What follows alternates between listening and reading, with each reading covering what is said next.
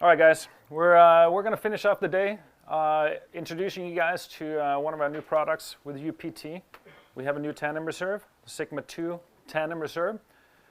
Just going to go through some parts regarding this. We're going to talk a little bit about the development of this canopy, what caused us to move on to develop this, some of the characteristics of the canopy itself. We'll talk about the TB Tandem Freebag, which came alongside with the development of this particular reserve canopy. We'll talk about the sizes that we have and the compatibility within the container systems that we offer as well. And then we'll talk about some special considerations that applies to using, packing, jumping, etc., these new canopies. Okay. So we wanted to find a substitute for our legacy VR360 tandem canopy. Probably the most, or one of, or if not the most utilized sport canopy out there of one size. We have about 10,000 VR360s out in the field, and it's definitely proven its worth over the years. However, it has been a lot of years. It came out in the middle of the 80s, so we're hitting close to 40 years of using this canopy and in its original design. So to try and move forward from there, with some attempts to try and tweak the old VR360, try and improve it, try and change some lines, etc. on it, just never gave any good results. It worked best in its original configuration. We couldn't just pop some new lines on there and make it work better. So instead, we decided to go into the development of a new tandem reserve. It's been going on for about a decade, so it's not specifically pushed from one incident or one thing. We've heard some talk about, oh, this happened a couple of years ago, so that's how they came out with it really quick. That's not the case here. So it's been going on for a long time. It's a completely new canopy design, which meant that we essentially shelved the VR360 and decided to move on to try and develop this new tandem reserve based on a lot of the information that has come from canopy designs and canopy developments in the last couple of decades. The entire sport industry has gone through massive changes, as all of you guys know. New canopies, new reserves, new principles, etc., new line types. And all of that was brought into creating this canopy here. We have two available sizes. We have the SR340 and we have the SR370. As always, the priority on developing this was performance and reliability. It's not a matter of just making something that's cool, has some cool lines on there, has some fancy terminology to try and sell it. The biggest thing for this was that it would perform under all the conditions for the tandem skydiving. We have a lot of factors and a lot of variation within the conditions of which we jump. It had to perform from breaking away from a main canopy, a malfunction main canopy, all the way up to tandem terminal, full speed, full power, full weight, all the way up to the limits. Okay, that's where the VR360 really showed its worth. It never failed us in that regard. So we wanted to create something and come up with something that could continue that path. We find that it's a better suited canopy for both instructors and riggers. The flight and controls are very similar to a tandem main, which means that you don't have to kind of reprogram yourself as an instructor. You can sort of continue on with the existing jump with another canopy, and you don't have to try and think, oh, how does this fly? How does this work? You're also not going to get that immediate realization that it's a completely different canopy when it opens, because that's what the VR360 definitely did. No instructors were ever in doubt that that was a different canopy the second it opened up. For the riggers, the construction and packing, it's very similar to what we know now as sport canopies, or sport reserve canopies.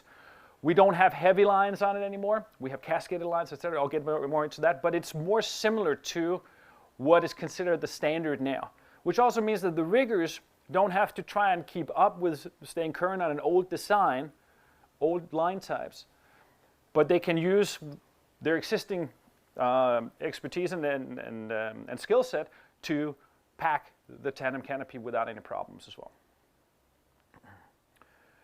It's a 9-cell tandem reserve, so we haven't taken anything away from the base design of it.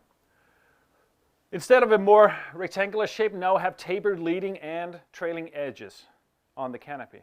That also helps on the performance, it helps on the flying of it. We moved away from continuous Dacron, thick Dacron to cascaded Vectran lines. The original Sigma main canopies also came with Vectran lines. We eventually transitioned over to Vectran lines on those. We know that there are other manufacturers of canopies out there who have utilized Vectran and HMA lines for years and years and years as well with good results. So the line types have gone through trial and error, obviously. We've also increased the weight limit on this particular reserve, going from 500 to 550 pounds. Does not change the old VR360, it's still capped at 500 pounds. It also doesn't mean that people can just go out and use it at heavier weights. It's still capped at that because that's what we know it will perform at. We tested way above that. We tested above weights and above speeds that we experience, but that's what we know it will perform under. And we've taken complete departure away from the legacy VR360 construction. If anybody in here either has experience with VR360s as riggers or as tandem instructors jumping, then you'll recognize that we no longer have open stabilizers. We no longer have closed ribs in parts of the canopy. We no longer have the continuous lines that are very bulky. We also no longer have a very, very deep brake setting that creates that rock and roll opening right after you open up the reserve. We also don't have continuous lines from the control lines all the way down to the brake setting. So there are quite some differences on this, again, because it is a completely new canopy. The openings from breaking away from main canopy, we have the soft terminal openings. They're soft, yet firm and on heading. On higher speeds, tandem terminal speeds, they're firm and fast, but they're not excessively hard. Again, we're trying to sort of be able to use this in a variety of situations. That also means that we have some consistency in the openings. We have less caution in using it in tandem terminal.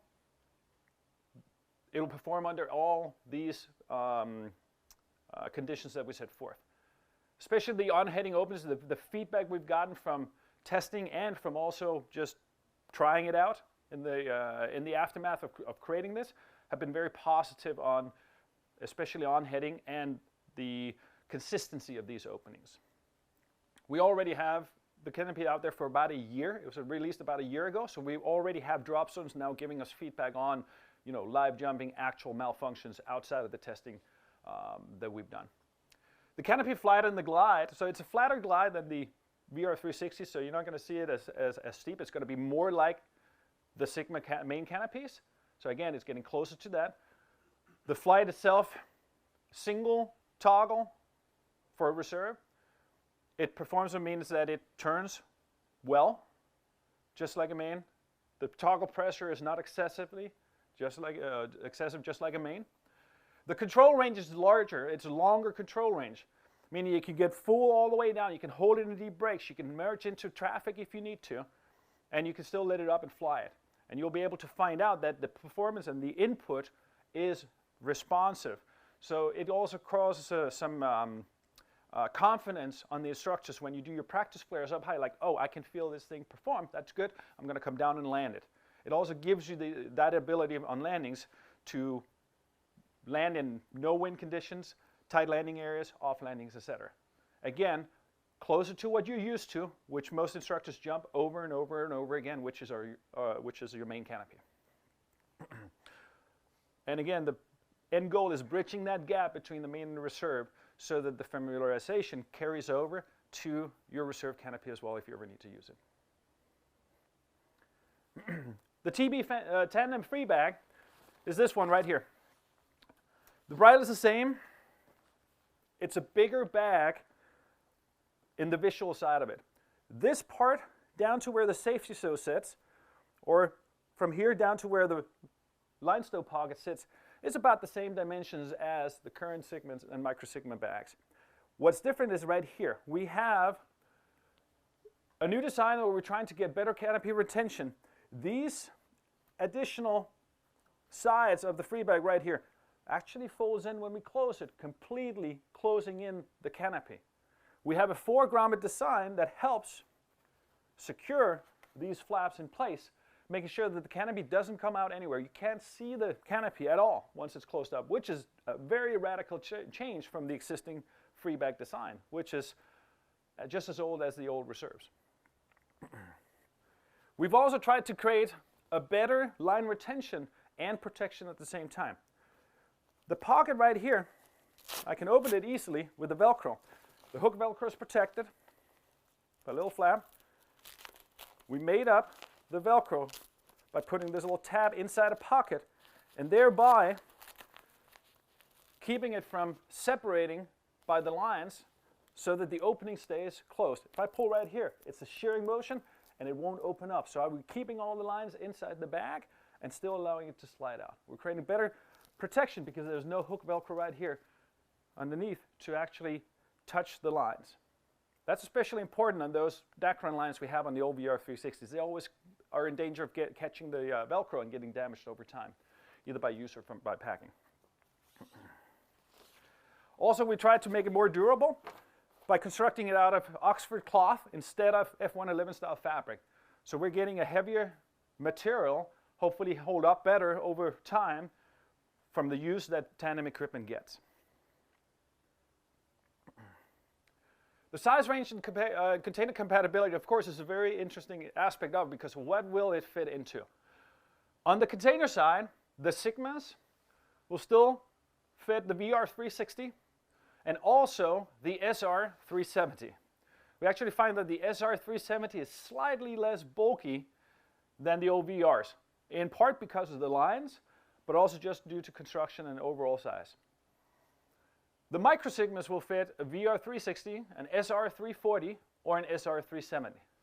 You cannot put the SR340s into the regular Sigmas. Just kind of go hand in hand with what we do with the main canopies. However, the SR340 will be a soft fit in that Micro Sigma. The VR360 is a little bit on that tighter, fuller side.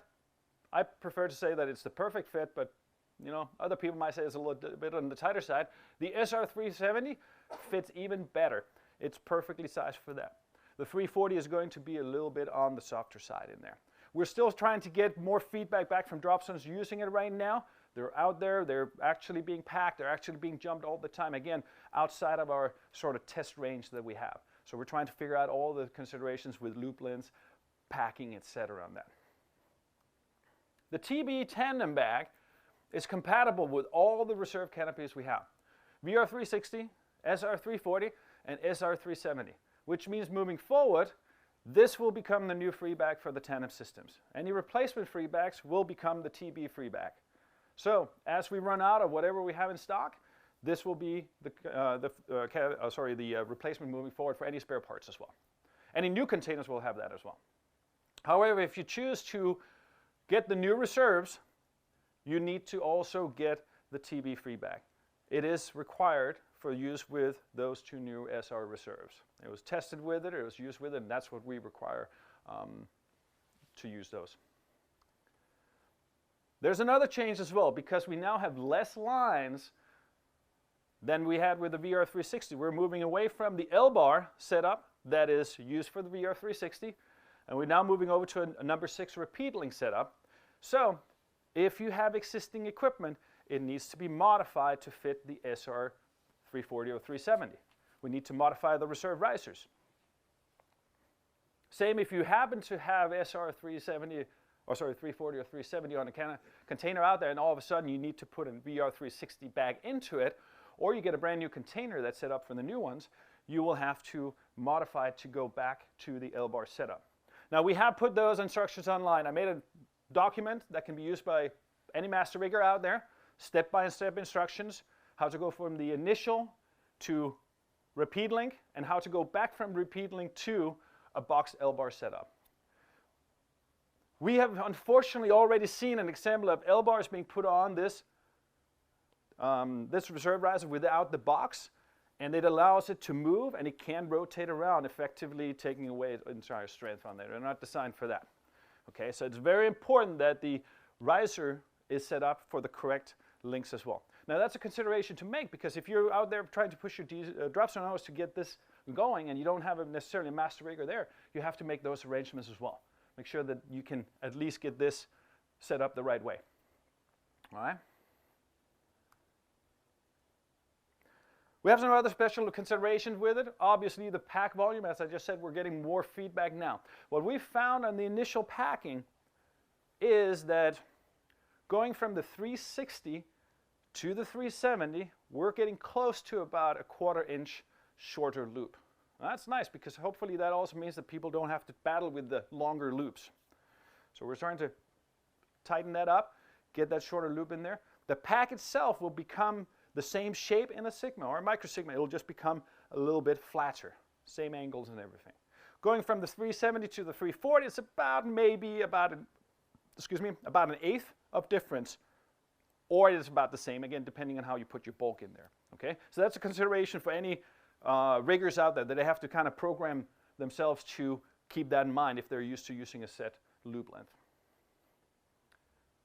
Have to keep in mind the riser setup, so make the arrangements for that, either if you get a used container or if you get a change of canopies out there. And then we do have demo canopies available because it's a new product, it's a new canopy. There'll always be some, people will always be a little hesitant about new things, but we have the canopies to be able to send out. Now, we do have a limited amount, so it'll be nice if a few drops and go together and say, hey, we're going to contact and try and get them over to the UK. We have both 340s and 370s available. And we're going to start slowly trying to get them out into various parts so people can jump them, okay? And they open great. So it's not one of those, I'm going to go up and take one for the team sort of scenario. You can actually get a jump in and feel it out and fly it around. All right? Thank you very much, guys. Appreciate it.